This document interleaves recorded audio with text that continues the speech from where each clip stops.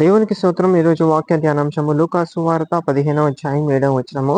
అటువలే మారు మనసు అక్కరలేని 99 మంది నీతిమంతుల విషయమై కలుగు సంతోషము కంటే మారు మనస్సు పొందు ఒక్క పాపి విషయమై పరలోకమందు ఎక్కువ సంతోషము కలుగును. యేసయ్య నామానికే మహిమ కలుగును కాక. చూడండి, మారు మనస్సు పొందిన వ్యక్తిని చూసినప్పుడు పరలోకంలో దేవాతి దేవుడు ఆనందిస్తాడు, సంతోషిస్తాడు. దేవదూతలు ఆనందిస్తాయి, సంతోషిస్తాయి. ఎందుకంటే యేసుక్రీస్తు ప్రభు ఒక మాట చెప్పాడు, మరలా జన్మించితేనే పరలోక రాజ్య అవకాశం. మరలా జన్మించడం అంటే ఆత్మ సంబంధమైనటువంటి జీవితము, ఆత్మానుసారమైనటువంటి జీవితము, నవీన స్వభావాన్ని ధరించుకొని ప్రారంభించడము. అది ఎలా సాధ్యమవుతుంది అంటే యేసుక్రీస్తు ప్రభు దగ్గరకు వచ్చినప్పుడు మాత్రమే సాధ్యమవుతుంది.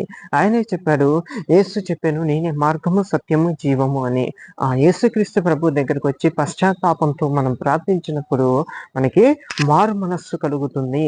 పాత మనస్సు పోయి నూతనమైనటువంటి మనస్సు, నూతనమైనటువంటి స్వభావం, యేసుక్రీస్తు ప్రభుకి ఇష్టమైనటువంటి స్వభావము మనకి కలుగుతుంది. ఆ ప్రభావము, ఆ స్వభావము, ఆ మారు మనస్సు వలన పరలోకమంతా కూడా సంతోషిస్తుంది అని దేవాతి దేవుడు సెలవిస్తున్నాడు.